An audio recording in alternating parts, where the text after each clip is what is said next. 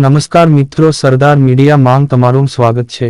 GJ01DT8543 નંબરનો nuisance tanker ગાડી છેલ્લા 9 મહિનાથી બ્રેકડાઉન હાલતમાં હોવા છતાં તેના બિલ નિયમિત રીતે પાસ થવાનો મામલો સામે આવ્યો છે અને આ બિલો માંગ PHS અને સેનેટરી સુપ્રિન્ટેન્ડરના હોદ્દા માંગ ભરતભાઈ ડામોરની સહી અને પછી ડેપ્યુટી ડાયરેક્ટર સાહેબની સહીથી ડાયરેક્ટ બિલ પાસ થઈ જતા હતા, પરંતુ ન્યુસન્સ ટેન્કરના બિલો સિવાય બધા બિલો માંગ ડેપ્યુટી ડાયરેક્ટર પછી આસિસ્ટન્ટ મ્યુનિસિપલ કમિશનરની સહી આવે છે।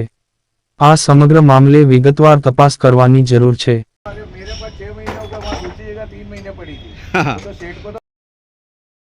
વિડીયો માં આપણે સાંભળી શકીએ કે ગાડી છેલ્લા 9 મહિનાથી બંધ હાલતમાં પડેલી છે, તે છતાં તેના બિલ નિયમિત રીતે પાસ થવું એ સ્પષ્ટપણે કોઈ ગેરરીતિ થઈ રહી હોવાનું સૂચવે છે। બિલ પાસ કરવામાં ભરતભાઈ ડામોરની સહી હોવી એ સૂચવે છે કે તેઓ આ ગેરરીતિમાં સીધા સંડોવાયેલા હોઈ શકે છે। ગાડીનું ટેન્ડર હાર્દિલ લેબર નામની સંસ્થાને આપવામાં આવ્યું છે। શું આ સંસ્થા સાથે ભરતભાઈ ડામોરનું કોઈ જોડાણ છે?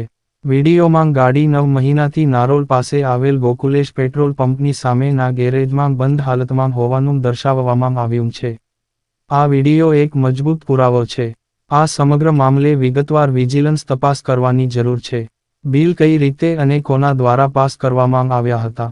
ભરતભાઈ ડામોર આ ગેરરીતિમાં કેવી રીતે સંડોવાયેલા છે? હાર્દિલ લેબર અને ભરતભાઈ ડામોર વચ્ચે કોઈ જોડાણ છે કે કેમ? શું આ ગેરરીતિમાં બીજા કોઈ અધિકારીઓ સંડોવાયેલા છે? શું આ મામલે કોઈ પૈસાની લેવડ દેવડ થઈ છે? આ સમગ્ર મામલો ગંભીર છે અને તેમાં સંડોવાયેલા તમામ લોકો સામે કાયદેસરની કાર્યવાહી કરવામાં આવવી જોઈએ। વિજિલન્સ તપાસ દ્વારા આ મામલાની તળે જવાની જરૂર છે।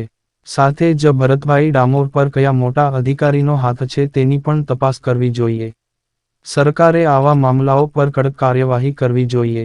વધુ માહિતી માટે સરદાર મીડિયાને સબસ્ક્રાઇબ કરવાનું ના ભૂલતા।